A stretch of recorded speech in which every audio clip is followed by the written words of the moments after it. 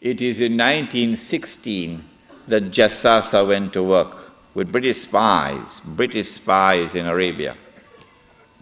Lawrence of Arabia, of course, is the most well-known of them. These British spies were sent into Arabia, posing as Muslims. And they went to two actors in Arabia, two. One was Sharif al-Hussein, who was appointed by the Khalifa in Istanbul as the Sharif of the Hijaz, Mecca and Medina, in control. Mecca was under the control of an Arab battalion, but Medina was under the control of a Turkish battalion. And I wish I could understand why the Khalifa insisted on the Turkish battalion under the leadership of Fakhri Pasha to defend Medina. I don't know why. So when the British spies went to Hussein, they offered him the moon. They offered him the moon. We will liberate the land of the hated Ottoman Turks, and we will give you independence and freedom, and you will now become the king of the Arabs. Remember, Britain is not talking about Khilafah. No, we'll make you the king of the Arabs. And we also prepared to offer you a little, you know what, just £7 million. Huh?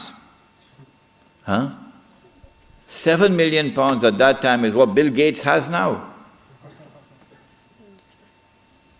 Sharif Hussein, the great-great-grandfather of Abdullah in Jordan now, then betrayed the Prophet Muhammad ﷺ, betrayed 1400 years of history of this ummah, violated the plain and clear command of Allah subhanahu wa ta'ala in the Quran in Suratul Ma'idah, in which He commanded us, Ya ayyuhalladhina amanu la tattakhizul yahuda wan nasara awliya. Do not take the Jews and do not take the Christians as your awliya. Do not establish an alliance with them in which you become dependent upon them and subservient to them. Do not do that, says Allah.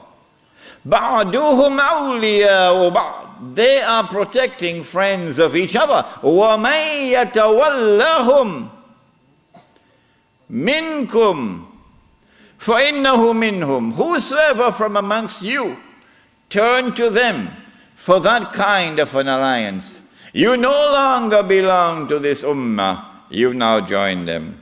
Inna Allah la yahdi al-qawm al-zalimin. Surely Allah will never provide guidance for a people who commit such an atrocious act of wrongdoing. And this is precisely what Sharif Hussein did, and what all his descendants from that day to this day have been doing. Sharif Hussein now accepts 7 million sterling pounds and enters into a military alliance with Britain and declares himself independent of the Ottoman Khalifa. Once the Khilafah in Istanbul had lost control of Mecca and Medina, had lost control of the Haramain, had lost control of the Hajj, you pull the carpet, you pull the rug from underneath the feet of the Khalifa. His Khilafah is now losing legitimacy. Can anyone be Khalifa? Can you appoint a Khalifa here in downtown Lakemba? Can Mullah Umar have been recognized as the Khalifa? No, why not? Because when the Hajj comes, Amirul Mu'mineen Mullah Umar will have to apply for a Saudi visa to perform the Hajj. Huh? And if the Saudis reject the visa, the Khalifa can't perform the Hajj. All right? And so the British calculated, if we can wrest control of the Haramain and the Hajj away from the Khalifa in Istanbul, then the legitimacy of his Khilafah will begin to crumble. And so this was 1916.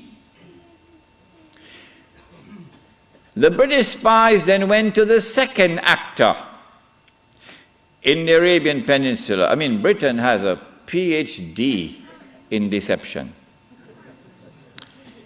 If you want to destroy the Khilafah, okay, you have to make sure that it cannot be restored.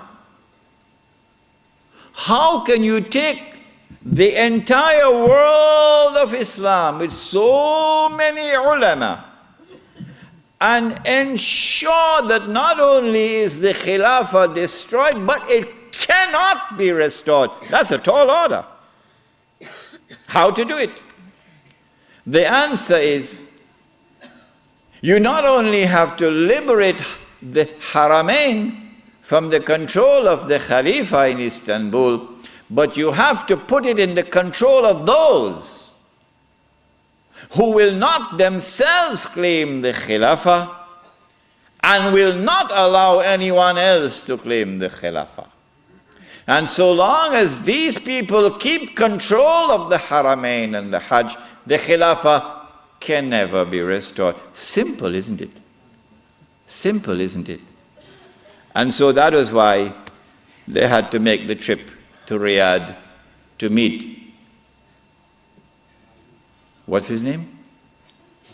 Abdul Aziz Ibn Saud. Correct name?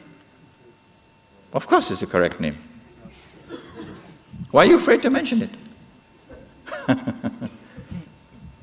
But Abdul Aziz Ibn Saud did not control the Hijaz. So he couldn't command the check for £7 million. He had to be content with something less than that. So what the British offered to him was, if you would sign the same kind of agreement with us and violate the specific command in the Quran and betray Allah and His Messenger and betray the Ummah, if you will do that, we pay you £5,000 a month. Would you accept that? Abdul Aziz says, yes. Yes. And in 1916, Abdul Aziz ibn Saud signed an agreement with Britain. Yes. Which made of him a military ally of Britain, subservient to Britain. But when the Ikhwan, who were his military force, questioned him, how can you sign this agreement with Britain? And how can you accept this money from Britain, £5,000 a month? Abdul Aziz ibn Saud says, this is jizya.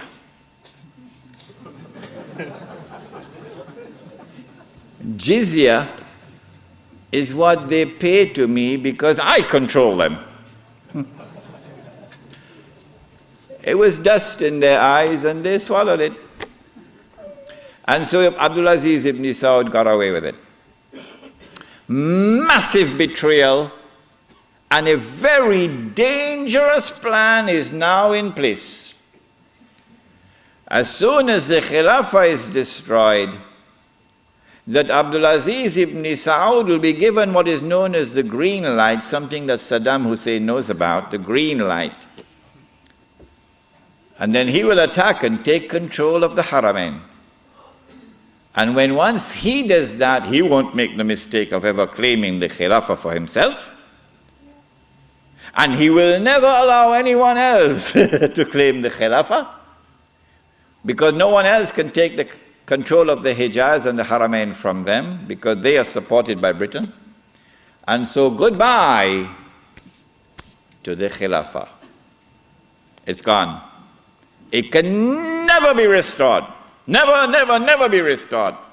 So long as Britain and the United States of America underwrite the security of the Saudi state, you can never, never, never restore the Khilafah. By 1919,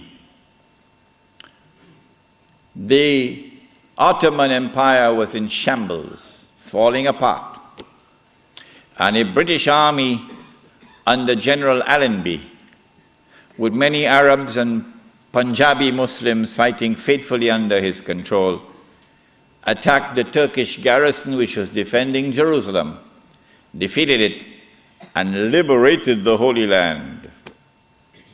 This was a joyous day for the Jews, because now the countdown is really moving forward and the golden age is coming back.